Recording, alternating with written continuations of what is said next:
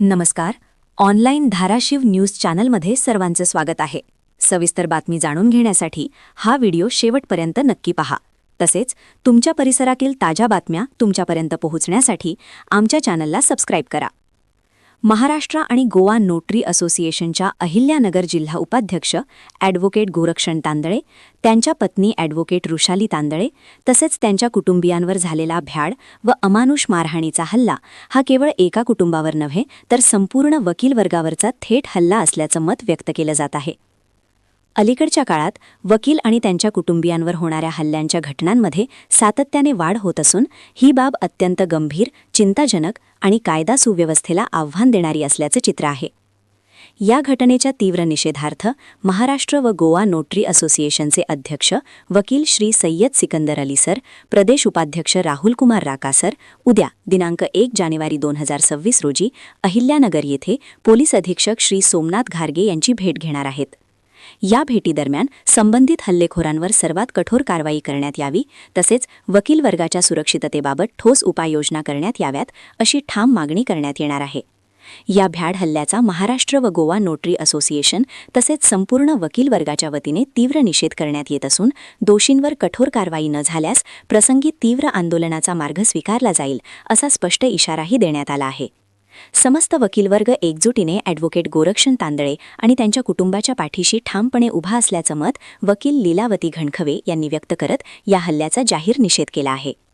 अशाच अन्यायाविरोधातील जनहिताच्या, वकील वर्गाच्या आणि तुमच्या परिसरातील बातम्यांसाठी आमच्या चॅनलला सबस्क्राईब करा, व्हिडिओला लाईक करा आणि जास्तीत जास्त शेअर करा. आणि आपण पाहताय ऑनलाईन धाराशिव न्यूज. तर काल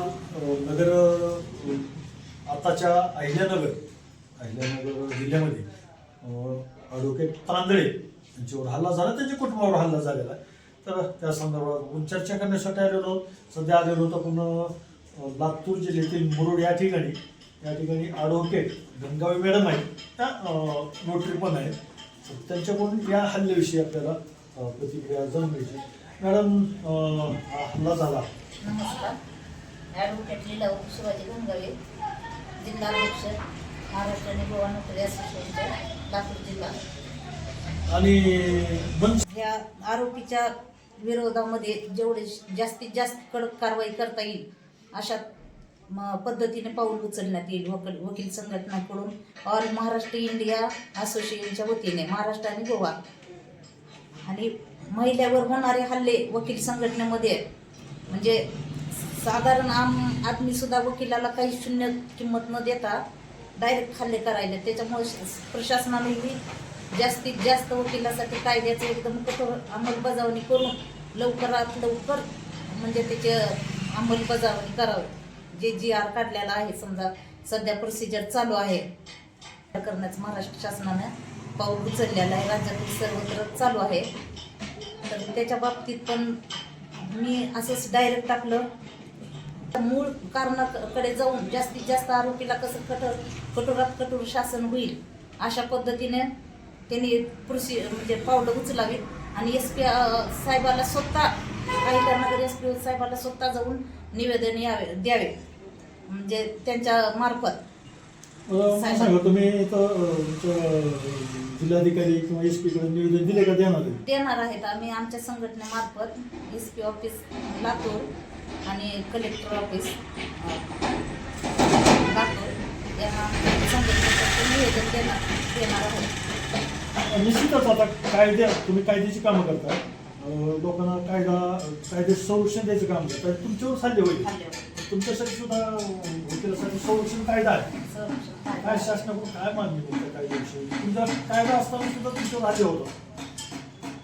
कायद्याची एवढीच मागणी आहे की भविष्यामध्ये अशा हल्ले होऊ नये आणि लवकरात लवकर वकील संरक्षण कायदा मंजूर करून अंमलबजावणी व्हावी की जेणेकरून भविष्यामध्ये जे वकिलावर होणारे हल्ले ती इथेच थांबले जातील. नाही कायद्याला जर संरक्षण कायद्याला जर उशीर झाला अंमलबजावणी करणारा तर एखाद्याचं निश्चित खून सुद्धा होऊ शकते. कारण का माग अंबाजोगाईला एक महिलावर असाच हल्ला झालेला होता.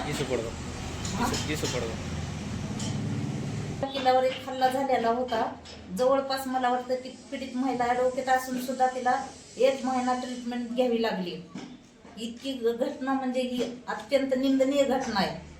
वकिलांनी वकिली करावं किंवा नाही, कारण कुठलेही असो, पण समाजामध्ये इतके वकिलावर हल्ले भयानक व्हायलेत ना, कुणी सुद्धा म्हणजे वकील म्हणून घ्यायला तयार नाही. त्यांनी दुसऱ्यासाठी लढायचं आणि स्वतःसाठी कुणाकडे न्याय मागायचा वकील संघटनेनं. मग त्याच्यामुळे दुसऱ्यासाठी लढायचं, स्वतःचा जीव धोक्यात घालायचा असंच प्रकार स्वतःचा जीव झाला. धोक्यात घालायचा. मागही इथं आपल्या लातूर जिल्ह्यामध्ये काही अशा घटना झाल्यात, केसेससाठी वकील बांधवावर हल्ले झालेले आहेत लातूर जिल्ह्यात सुद्धा काही ठिकाणी. आता शासनाकडे काय मागणी करणार आहेत आपण? शासनाकडे मी डायरेक्ट आपलं एकनाथ शिंदे साहेब आणि देवेंद्र फडणवीस साहेब यांना असं माझी विनंती करते की या हल्ल्यामधील आरोपीला कुठेही सुटका होऊ नये, कठोरात कठोर कारवाई करावी, त्यांना कठोर शासन करावं. या प्रसंगी आम्ही रस्त्यावर उतरू, निवेदन देऊ, आंदोलन करू. जेवढं काही आमच्याच्यानं शक्य होईल तेवढं आम्ही आमच्या वकील बांधवांसाठी संघटनेकडे करू. जय हिंद, जय महाराष्ट्र. कायद्याचं संरक्षण देतात, त्याच वकिलावर जर असे माणसात हल्ले होत असतील तर कुठं हा पुरोगामी महाराष्ट्र कुठं राहिला? खरं तर मुख्यमंत्री देवेंद्र फडणवीस साहेब, एकनाथ शिंदे उपमुख्यमंत्री साहेब आणि अजितदादा पवार यांनी सुद्धा या गोष्टीकडं गांभीर्यानं विचार करावा आणि जो वकिलासाठी संरक्षण कायदा आहे तो त्या कायद्याची कठोर आणि तातडीनं एक अंमलबजावणी करणं गरजेचं